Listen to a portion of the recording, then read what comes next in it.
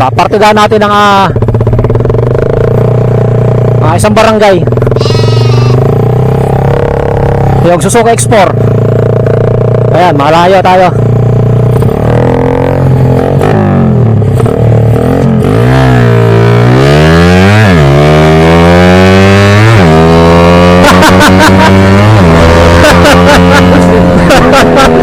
Oh, tangin na. Wala.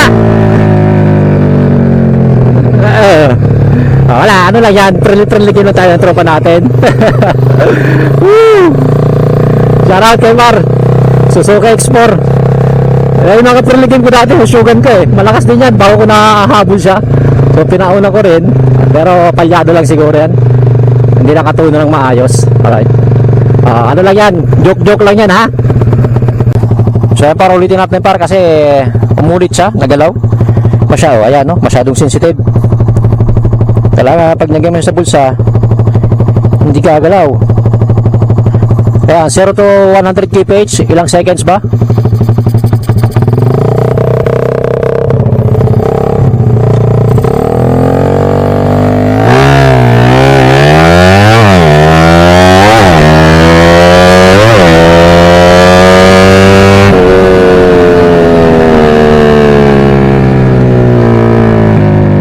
Parang naka 4th gear lang ako ha. Pangit yung launch ko. Medyo mabagal yung starting natin. Pero tingnan natin kung ilang seconds. 6 seconds, 6.99.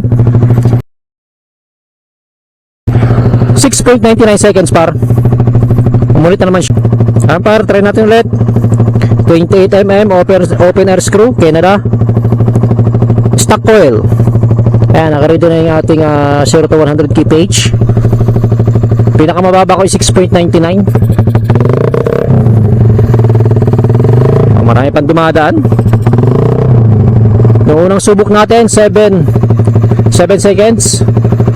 Pangalawa ay sa 6.99. So let's see kung mas mapababa pa ba natin siya ng konti. I don't expect too much para kasi stock valve naman tayo at stock cams, especially stock cams lang yung gamit natin para. I don't expect too much pagdating sa bilis at lakas ng motor natin, pero pwede na rin pagtyagaan.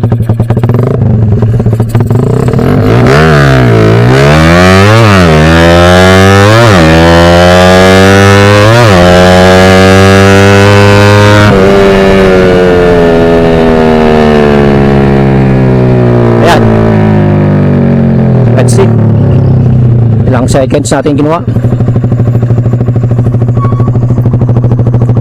6.98. Pero 6.98 mas napababa pa natin. Ayan, umulit na naman. Pero nakita ko 6.98. Alright, ayos na yun par. Hindi na yun masama par para sa stock cams at stock valve. Ano? So at least mapapatakbo mo yung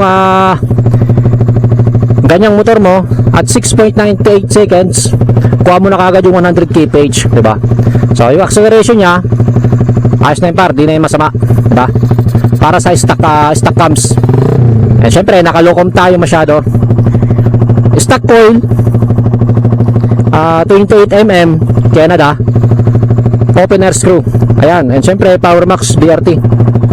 Ayan motor, okay na yan, di na masama yan para sa set ng motor natin. Ano po? Alright.